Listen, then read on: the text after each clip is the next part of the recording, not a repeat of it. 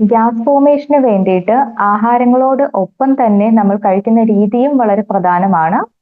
നമ്മൾ കഴിക്കുന്ന രീതി ശരിയല്ലെങ്കിലും ഗ്യാസ് ഫോർമേഷൻ ഉണ്ടായേക്കാം. ഉദാഹരണത്തിനായി വളരെ വേഗത്തിൽ കഴിക്കുന്ന ആൾക്കാരിൽ നമ്മൾ ഭക്ഷണത്തോടൊപ്പം തന്നെ കുറച്ച് എയർ സ്വാളോ ചെയ്യുകയും അതിന്റെ ഫലമായിട്ട് ഗ്യാസ് ഫോർമേഷൻ ഉണ്ടാകാം.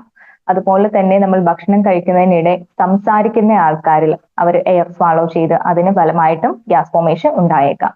ഇതിനു പുറമെ ഭക്ഷണത്തിന്റെ കാര്യത്തിൽ നമ്മൾ കൂടുതലായും പച്ചക്കറികൾ അഥവാ റോ വെജിറ്റബിൾസ്, അതായത് നമ്മൾ പ്രോപ്പറായി പാകം ചെയ്യാത്ത പച്ചക്കറികൾ അധികമായിട്ട് കഴിക്കുന്ന ആൾക്കാരിലും ഒരു ഗ്യാസ്ട്രിക് ഡിസ്കംഫോർട്ട് അല്ലെങ്കിൽ ഒരു ഗ്യാസ് ഫോർമേഷൻ ഉണ്ടാകാനുള്ള സാധ്യതയുണ്ട്.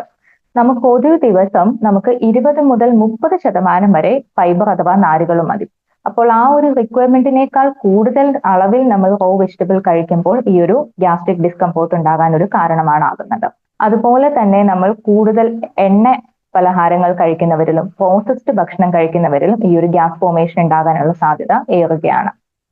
ഓൾറെഡി ഒരു ഗ്യാസ്ട്രിക് ഇഷ്യൂ അല്ലെങ്കിൽ ഒരു ഗ്യാസ് ഫോർമേഷന്റെ സിംറ്റംസ് ഉള്ള ആൾക്കാരാണെങ്കിൽ കഴിവതും നമ്മൾ പുറത്തുനിന്നുള്ള ഭക്ഷണം ഒഴിവാക്കുക തന്നെയാവും നല്ലത്. അവർ പ്രധാനമായിട്ടും നമുക്ക് ഒരു ബാലൻസ്ഡ് മീലാണ് ഗ്യാസ് ഇഷ്യൂ ഉള്ള ആൾക്കാർ ഫോളോ ചെയ്യേണ്ടത്. അതായത് ചെറിയ ഇടവേളകളിൽ നമ്മൾ ഒരുപാട് ക്വാണ്ടിറ്റിയിലല്ല, സ്മോൾ മീൽസ് ആണ് നമ്മൾ കഴിക്കേണ്ടത്. അതായത് breakfast, mid morning, lunch, evening, dinner and post dinner എന്നിങ്ങനെ 5-6 മീലുകളായി നമുക്കിതിനെ തിരിക്കാം. അപ്പോൾ ഇവയിലെല്ലാം കൂടുതലും നമ്മൾ കോംപ്ലക്സ് കാർബോഹൈഡ്രേറ്റ് അഥവാ ബ്രൗൺ റൈസും മറ്റും കഴിക്കുമ്പോൾ അത് ചൂടോട് കൂടി കഴിക്കാൻ ശ്രദ്ധിക്കുക. തണുത്ത ഭക്ഷണങ്ങൾ കഴിവതും ഒഴിവാക്കുക. അതുപോലെ തന്നെ നമുക്ക് നമ്മളുടെ പച്ചക്കറികളിൽ വന്ന് ക്രൂസിഫറസ് വെജിറ്റബിൾസ് അഥവാ ക്യാബേജ്, കോളിഫ്ലവർ, ബ്രൊക്കോളി മുതലായിട്ടുള്ളവ ഒന്ന് ലിമിറ്റ് ചെയ്യുന്നത്, ചെറിയ അളവിൽ കഴിക്കുന്നത് നന്നായിരിക്കും.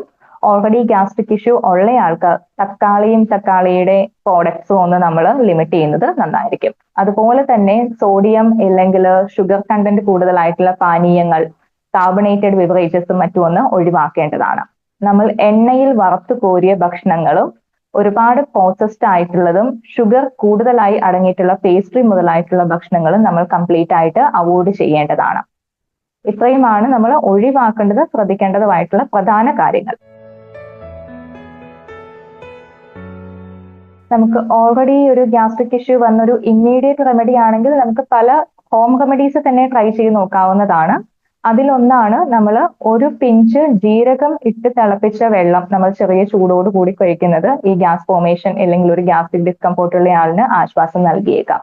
അതുപോലെ തന്നെ നമുക്ക് പെരുംജീരകം നമ്മൾ ചെറിയൊരു അളവിൽ ചവച്ചരച്ച് കഴിക്കുന്നതും, ഇത് ഇല്ലാതെ തന്നെ കായം അഥവാ അസ്ഫോറ്റിഡ ഇട്ട് നമ്മൾ വെള്ളം തിളപ്പിച്ച് ചെറിയ അളവിൽ ഇട്ട് നമ്മൾ വെള്ളം തിളപ്പിച്ച് ചൂടോട് കൂടി കഴിക്കുന്നതും ഈ ഗ്യാസ് ഫോർമേഷന് ഒരു റിലീഫ് കിട്ടിയേക്കാം.